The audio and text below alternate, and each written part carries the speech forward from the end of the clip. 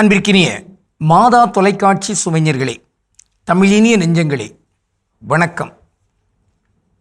திரிகடுகத்தில் இணைந்திருக்கும் உங்கள் ஒவ்வொருவருக்கும் நன்றியின் வாழ்த்துகள்.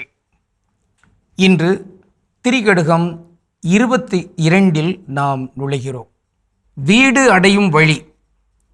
பற்று என்னும் பாசத்தளையும் பல வழியும் பற்று அறாது ஓடும் அவாத்தேரும் தெற்றென பொய்த்து உரை என்னும் பகை இருளும் இம்மூன்றும் வித்து அறவீடும் பிறப்பு.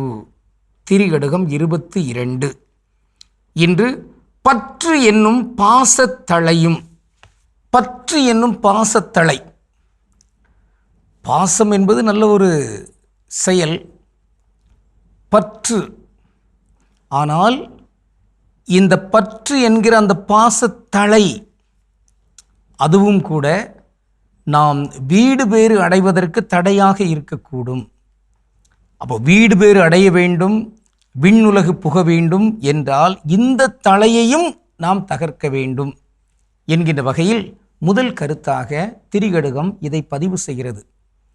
நாம் ஒரு குறள் ஏற்கனவே அறிந்திருக்கிறோம். பற்றுக பற்றற்றான் பற்றினை, அப்பற்றை பற்றுக பற்று விடற்கு என்று. கடவுளை நாம் பற்றி கொள்ள வேண்டும்.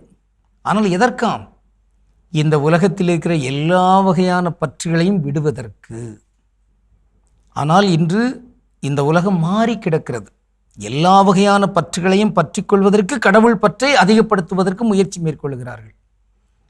இங்கே இந்த பற்று என்பது பாசத்தளத்தில் இருந்தாலுமே அது தலைதான் என்று. பழைய காலத்து ஒரு பாடல் உண்டு தானே, சிரித்து சிரித்து என்னை சீரையிலிட்டாள், கண்ணும் சிவக்க சிவக்க வந்து கதை படித்தாள், அப்படி வரும். சிரித்து சிரித்து சிறையில் இட்டாள். இது ஒருவேளை காதல் செய்கிற அந்த நேரத்திலே அது ஏதோ ஒரு வேடிக்கை போன்று இருக்கலாம். ஆனால் உண்மையில் பார்த்தால் கணவன் மனைவியையோ மனைவி கணவனையோ சிறைப்படுத்த முடியாது, சிறைப்படுத்தக்கூடாது. இன்னொரு பாடல் இப்படி போகும், பார்த்துக்கிடுங்க. அதாவது, அடடா முந்தானை சிறையானது, இதுவே என் வாழ்வின் முறையானது என்று பாவலர் அங்கு எழுதுகிறார். ஆனால் உண்மையை பார்த்தால் எந்த சேலையும் எந்த ஆணுக்கும் சிறையாக இருக்க முடியாது, இருக்கக்கூடாது. அது முறையும் இல்லை. இறையாட்சி பணியை புரிவதற்கு, ஒரு பொது நன்மையை செய்வதற்கு கணவன் மனைவிக்கோ மனைவி கணவனுக்கோ தடையாக இருந்துவிடக்கூடாது. அப்படி என்றால் இங்கு 2 பேருக்குமே பற்றுதற்குரிய அந்த முதன்மை கருவாக, முதன்மை ஆற்றலாக, ஆளுமையாக இருக்கக்கூடியவர் இறைவன்தான். கணவன் மனைவியும் இணைந்து ஒருவருக்கு பணிந்து கிறிஸ்துவுக்கு அஞ்சி இருக்க வேண்டும் என்பதான் இங்கு சொல்லப்பட்டிருக்கிற அந்த செய்தி. ஆக இந்த பற்று என்பது அது பாசத்தளை, அதுவும் விடப்பட வேண்டும். வீடு பேர் அடைவதற்கு இதில் நாம் கருத்தாய் இருக்க வேண்டும். இன்று நாம் சிந்திப்பதற்கு ஒரு சொல்லை எடுத்துக்கொள்ளலாம், தனித்தமிழ் சொல், தளை. தளை இன்றைய செய்யுளில் அது வந்தது. தளை என்பது வேறொன்றுமில்லை, அது தலைப்படுத்துதல். அப்படின்னா உருதுல என்ன சொல்றாங்க? கைது செய்தல். கைது என்பது உருது சொல், தமிழ் சொல் அல்ல. ஆங்கிலத்தில் அரெஸ்ட் பண்ணுறது என்று. ஆக உண்மையான தமிழ் தலைப்படுத்தம்.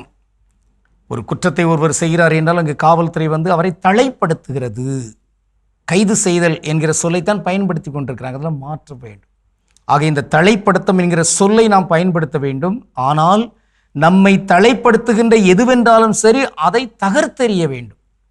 குடிப்பழக்கத்தில் நுழைகிற ஒருவர் அதில் தலைப்படுத்தப்பட்டு விடுகிறார். எனவே அந்த குடிப்பழக்கத்தையே இல்லாமையாக்க வேண்டும். அப்படிப்பட்ட குடிப்பழக்கம் தொடராமல் இருப்பதற்கு இங்கு இருக்கிற டாஸ்மாக் கடைகளெல்லாம் தகர்க்கப்பட்டாக வேண்டும். ஒவ்வொரு டாஸ்மாக் கடையுமே ஒவ்வொரு ஆணுக்கும் ஒரு தளை, அதுவும் தூக்கி எறியப்பட வேண்டும். அந்த வகையில் கணவன் மனைவி என்கிற வகையிலெல்லாம் வாழுகின்றவர்கள் ஒருவருக்கு தலையாக அல்ல, ஒருவருக்கு விடுதலையாக, வீடு பேர் அடைவதற்கு உறுதுணையாக இருப்பதற்கு இன்று உறுதி ஏற்றுக்கொள்வோம். கடவுளுக்கு திருவிழமானால் நாளை திரிகடுகத்தில் மீண்டும் இணைந்து மகிழ்வோம். நன்றி, வணக்கம்.